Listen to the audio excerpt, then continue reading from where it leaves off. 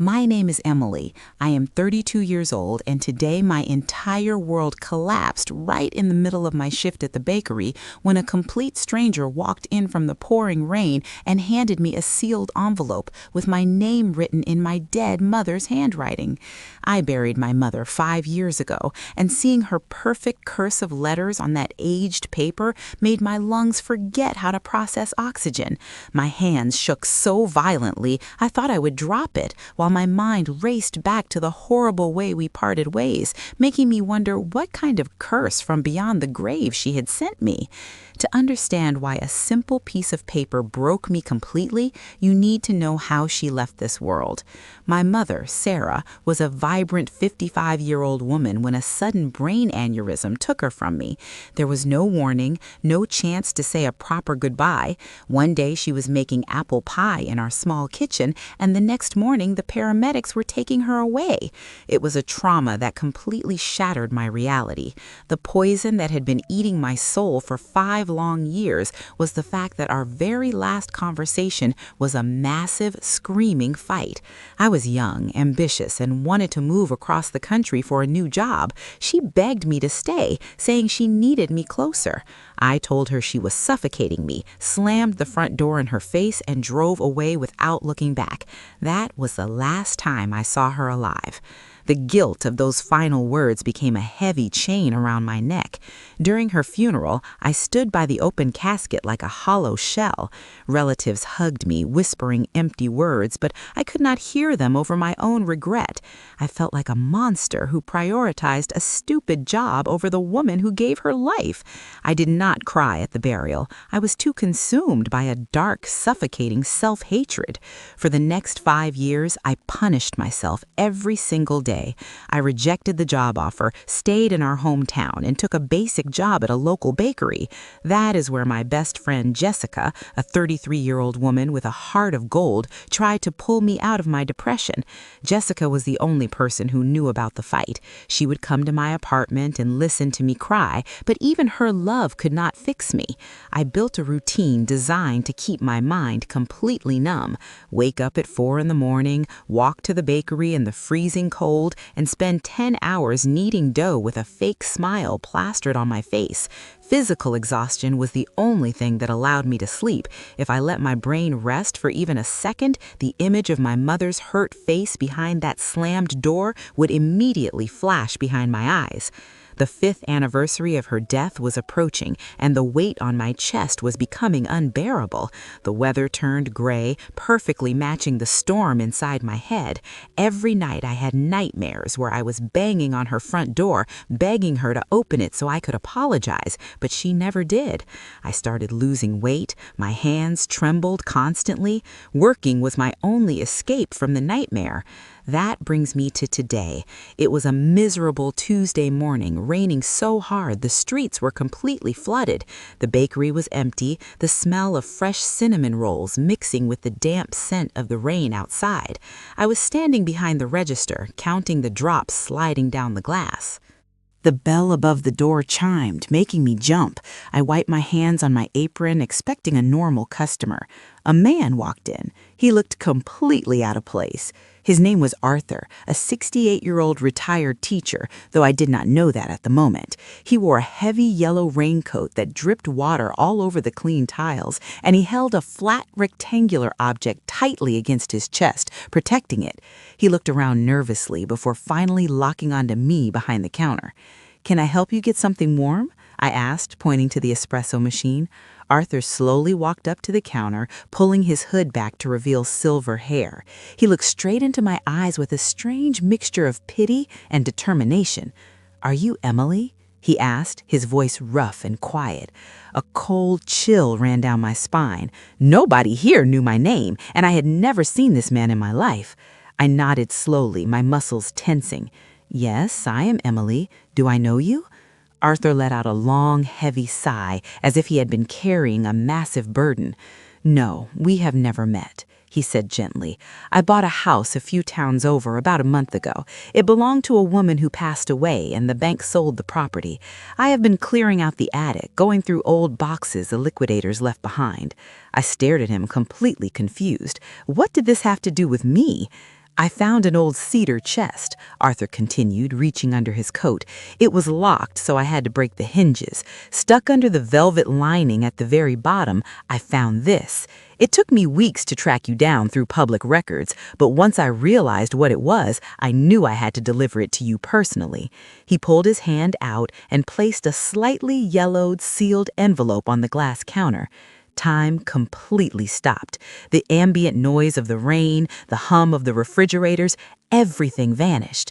Written on the front in that beautiful sweeping cursive I had spent my childhood trying to copy were 2 words: for Emily. It was my mother's handwriting. There was absolutely no mistaking it. I gasped, stumbling backward until my back hit the wall. "Where did you get that?" I whispered, my voice shaking like a terrified child. "That is impossible. My mother died 5 years ago. We cleared out her house. We sold everything." Arthur looked at me with deep sympathy. "She must have hidden it very well," he said softly. "I just thought you needed to have it." He turned and walked out into the rain. I stood there frozen for what felt like hours. The envelope sat on the glass like a ticking bomb. My chest heaved as a full-blown panic attack washed over me. What was inside? Was it a letter telling me how awful I was? Was it her final thoughts cursing my name? I grabbed the shop phone with trembling fingers and dialed Jessica's number. She answered on the second ring. "Jess, you need to come here right now." Jessica ran through the bakery doors 10 minutes later, soaked from the rain. She took one look at my pale face and the envelope on the counter and immediately locked the front door of the shop. She came around the counter and wrapped her arms around my shaking shoulders. "What happened?" she asked gently. I pointed at the envelope. "A man brought it. It is from my mom. Jess, I cannot open it." Jessica picked up the envelope carefully, inspecting the handwriting. "Emily, your mother loved you more than anything in this world. She would never write a letter just to hurt you," she said firmly. "You have been living in a prison of your own guilt for 5 years. Whatever is inside this envelope, it is the key. I will stay right here with you." She pressed the envelope into my hands. It smelled like lavender.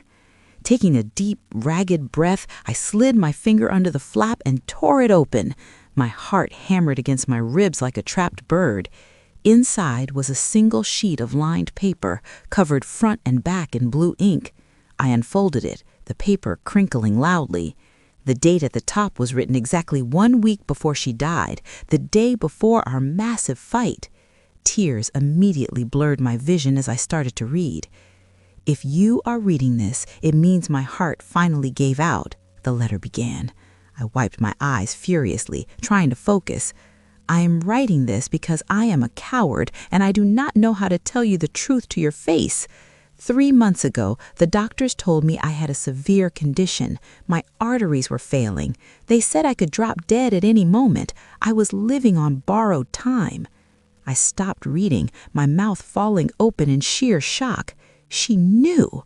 She had known for months that she was dying, and she never said a single word to me.